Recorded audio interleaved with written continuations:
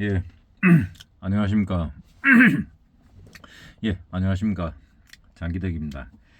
지금 올림픽 공원에서 시작된 국민의 참정권 되찾기 운동, 그리고 국민의 주권 되찾기 운동, 여기에 대해서 제가 생각난 점이 있어서 간략하게 말씀드리겠습니다.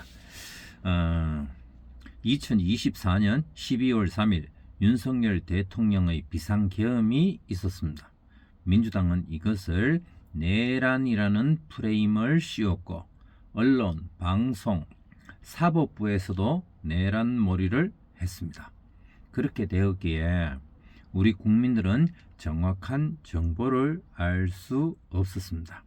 국민을 호도하고 나라를 혼란하게 한 책임이 누구에게 있는지 한번 알아봐야 되겠습니다.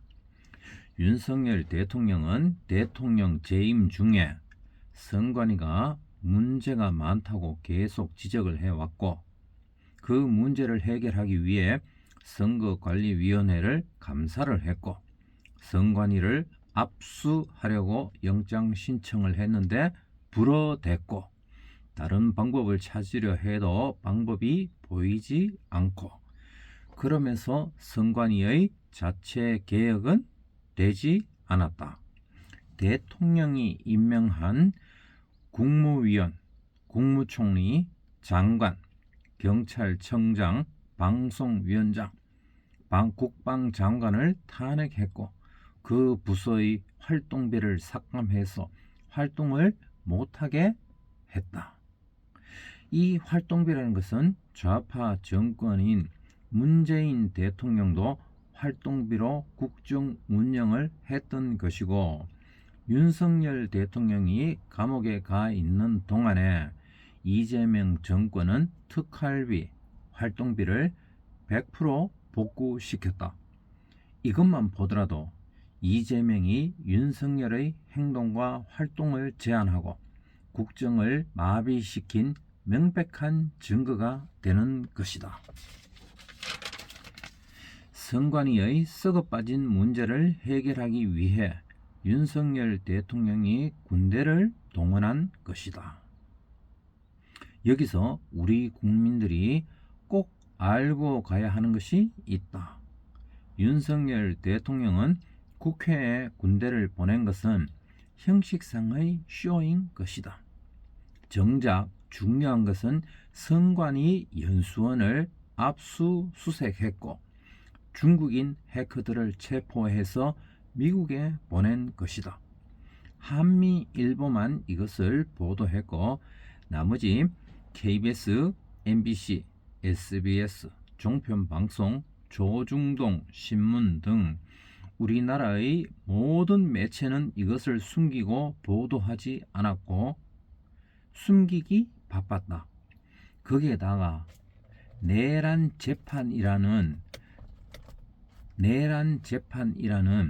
사법부도 이것을 말하지 않고 숨기면서 재판에 포함시키지 않았다.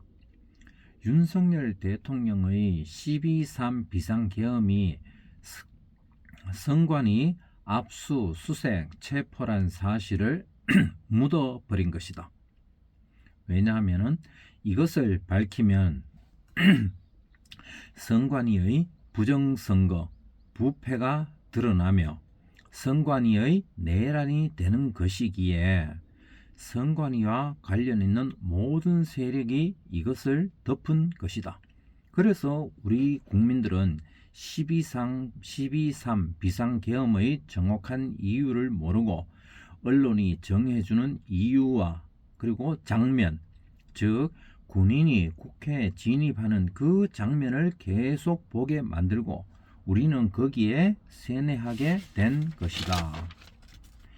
26년 6월 3일 지방선거의 선관위의 투표용지 부족에서 시작된 국민들의 참정권, 주권 되찾기 운동이 전국적으로 일어나고 있다. 이 사태를 보면 선관위의 부정선거가 드러난 것이다. 24년 12월 3일 비상계엄 전에 부정선거의 정황과 증거가 있었기에 윤석열 대통령이 비상계엄을 한 것이다. 그래서 그 이후에 이재명과 좌파는 국회 군인이 들어간 것만 부각시키고 그것으로 대통령을 내란으로 집어넣고 이재명이 대통령이 되고 내란몰이를 하고 국민들을 속이기 위해 돈을 뿌리며 선심, 한심을 사고 나라는 엉망이 되었다. 이렇게 뿌린 돈은 국민의 주머니에서 뽑아낸 국민의 돈이다. 국민의 돈으로 국민에게 뿌리며 선전하며 자기들도 한껏 챙기며 나라를 거덜내고 있다. 우리 국민이 이것을 모른다면 바보가 되는 것이다. 바보보다 더한 정권의 노예가 되는 것이다. 바보는 모를 뿐이지만 사기에 속아서 돈까지 갖다 바치고 거기에 국민을 옥죄는 법을 만들어 국민을 노예로 부리는 것을 허용한다면 이것은 바보보다 못한 우리 국민이 헛똑똑이가 되는 것이다. 지금의 현 상황을 냉정히 파악하고 정신 차려서 우리 국민의 권리를 되찾아야 할 것이다. 대한민국을 사랑하는 남자 장기덕입니다. 감사합니다.